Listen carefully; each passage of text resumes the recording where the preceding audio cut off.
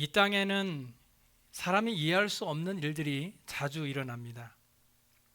그 중에는 우리가 직접 눈으로 보고도 믿을 수 없다고 할 만큼 놀라운 일들을 마주할 때도 있습니다. 보통의 사람들은 자신이 직접 눈으로 보거나 경험한 일들에 대해서는 확신 있게 말하고 그것을 다른 사람들에게 이야기하는 경우가 많이 있습니다. 그런데 어떤 사람들은 자신이 경험하지도 않은 일에 대해서 마치 자기가 경험한 것처럼 말하는 사람들도 있습니다. 이런 사람들은 모두 믿음에서 나오는 것으로 자신은 그 일을 직접 일어났다고 확실하게 믿기 때문에 그렇게 말하는 것이죠. 프랑스 파리에는 에펠탑이 있습니다. 여러분 중에는 파리에 가보지 않으신 분들도 많이 계시겠지만 그곳에 에펠탑이 있다는 사실은 누구나 다 알고 계실 것입니다. 하지만 여러분이 직접 파리에 가서 에펠탑을 직접 눈으로 본다면 아마 새로운 에펠탑을 보게 될 것입니다. 저는 신혼여행으로 아내와 함께 파리에 갔었는데요. 그때 처음 에펠탑을 보았을 때 정말 생각보다 너무 크고 웅장해서 말을 할 수가 없었습니다. 그리고 에펠탑을 가까이서 보았을 때 그 큰 철제로 만든 탑을 어떻게 그렇게 높이 지었을까를 생각하니 건축의 위대함까지 느낄 수 있었습니다. 이런 느낌은 그것을 직접 본 사람만이 느낄 수 있는 감정입니다. 직접 보지 않고 지식적으로만 알고 있는 사람이 아는 것과 직접 보고 느낀 사람의 감정은 비교할 수 없는 것이지요.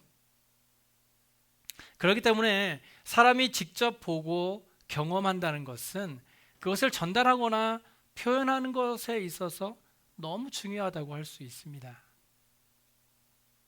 그런데 성경에 보시면 눈으로 보고도 믿지 못하는 사람들이 있었습니다. 그들을 성경에서는 사두개파라고 하는 유대인들이라고 말하고 있습니다. 오늘 본문의 고린도전서 15장은 부활장이라고 합니다. 그래서 예수님의 부활에 대해서 아주 잘 설명하고 있는데요.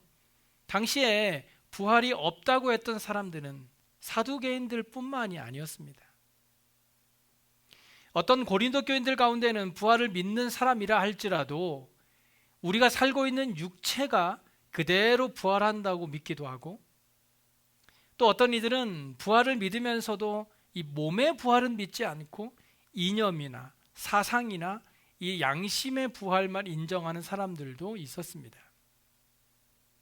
그래서 바울은 이런 잘못된 부활관을 바로잡기 위해서 고린도 교인들에게 오늘 이 편지를 써서 보내게 된 것입니다. 오늘 본문 12절에서 사도 바울은요, 그리스도께서 죽은 자 가운데서 다시 살아나셨다 전파되었거늘 너희 중에서 어떤 사람들은 어찌하여 죽은 자 가운데서 부활이 없다 하느냐 하며 탄식하고 있습니다. 예수님께서 십자가에 죽으시고 3일 만에 부활하신 후에 하늘로 승천하셨죠. 제자들은 예수님의 부활하신 몸을 직접 만져보기도 하고 함께 식사도 하면서 부활하신 예수님을 직접 목격하였습니다. 그리고 예수님이 승천하신 후에 예수님의 죽음과 부활을 증거하는 증인이 되었습니다. 그런데 당시에도 부활이 없다고 하는 사람들이 있었습니다. 사두개인들은 예수님이 부활하기 전부터 이미 육체의 부활을 믿지 않았어요. 헬라의 철학자 아리스토텔레스 같은 사람도 영혼의 불멸은 믿으면서도 죽은 자의 부활은 믿지 않았다고 하죠. 그래서 이 헬라 철학의 영향을 가장 많이 받은 고린도 교인들은 죽은 자의 부활을 믿지 않았던 것입니다. 헬라 철학뿐만 아니라 현대 철학자들 중에도 불트만이라는 학자는 죽은 자의 부활이 없다고 주장하였습니다.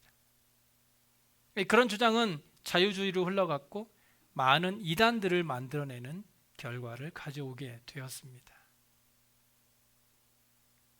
그런데 사두개인들과 같이 부활이 없다고 하는 사람들이 있는가 하면 또 어떤 이들은 현재 살고 있는 우리의 육체 그대로 부활한다고 믿는 사람들도 있었습니다.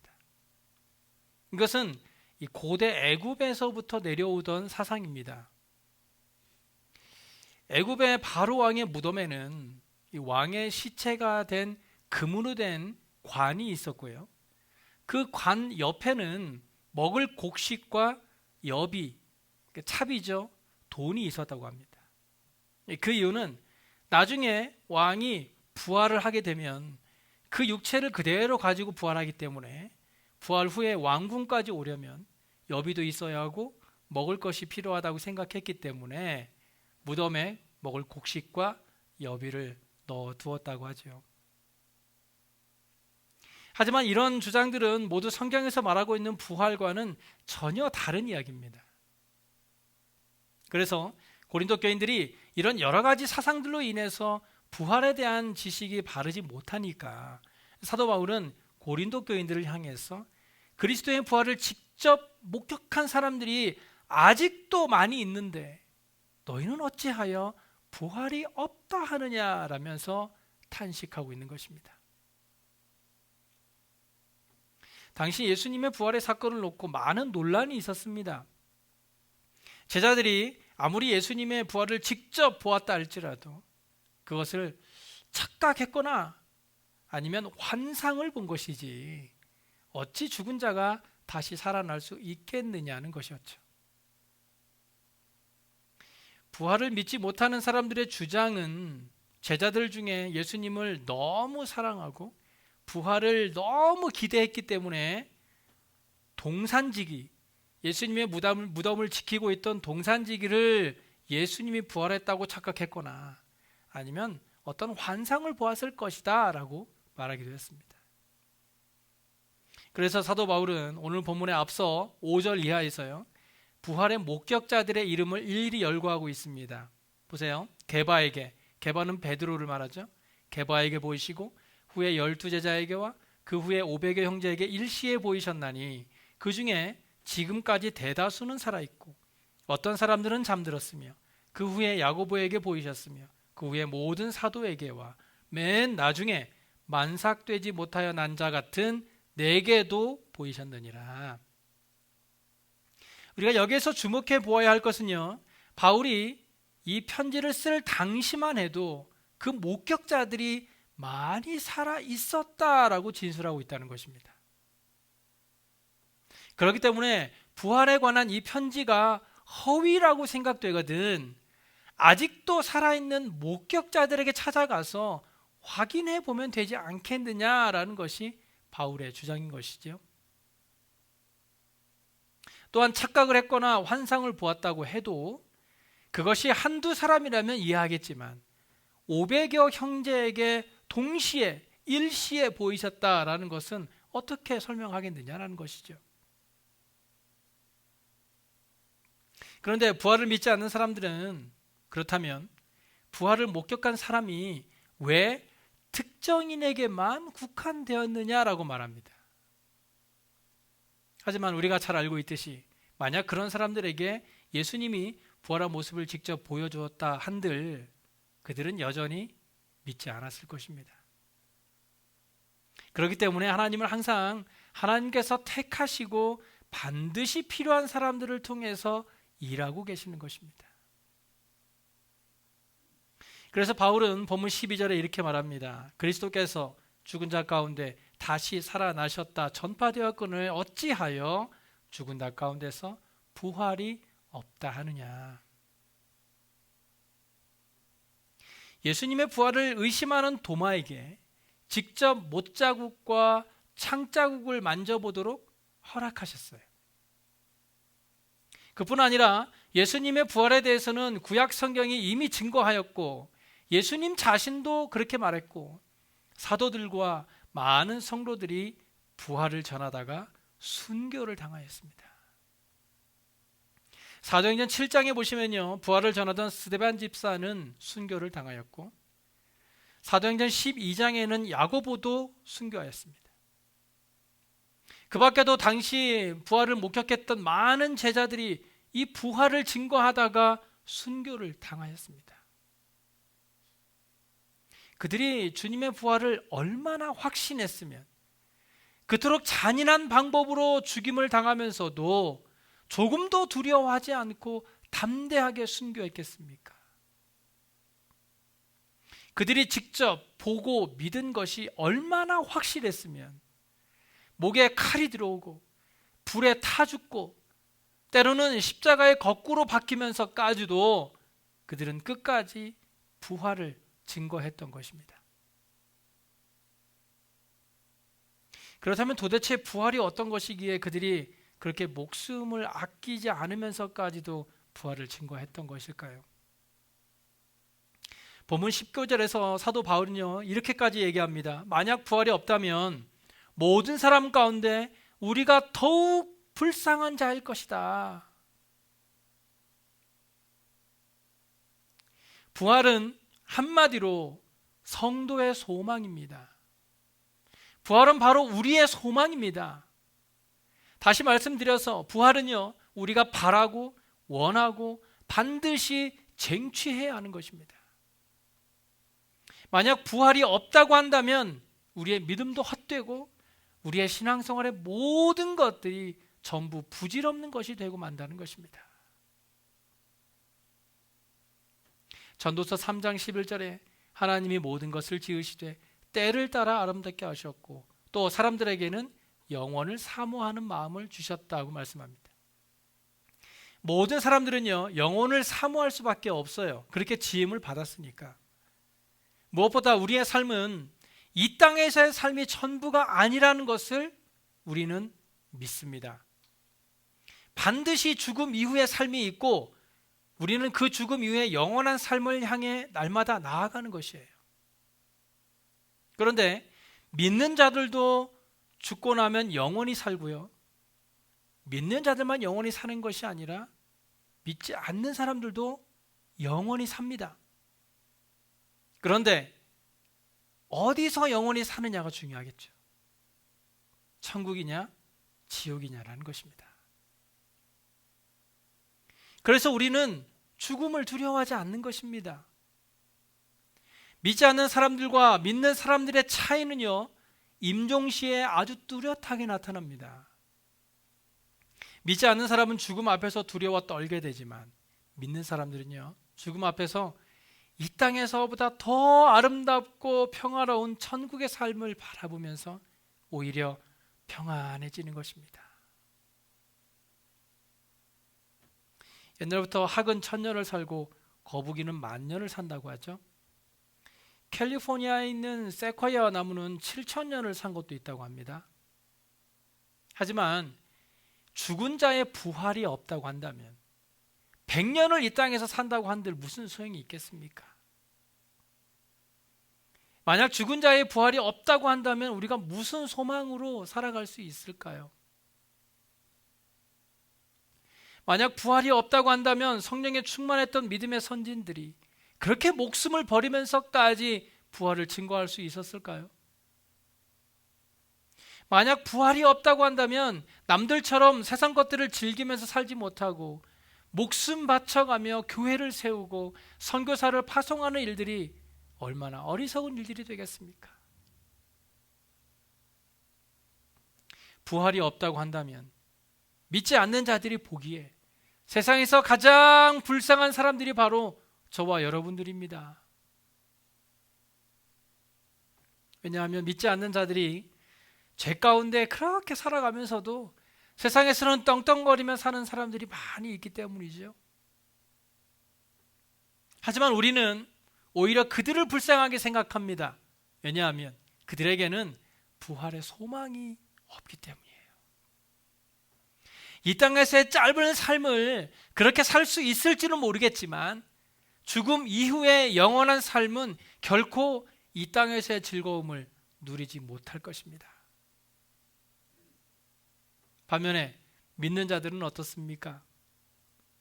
우리가 지금은 썩을 육체를 가지고 살아가며 낡아질 장막집 같은 육체를 가지고 살아갑니다.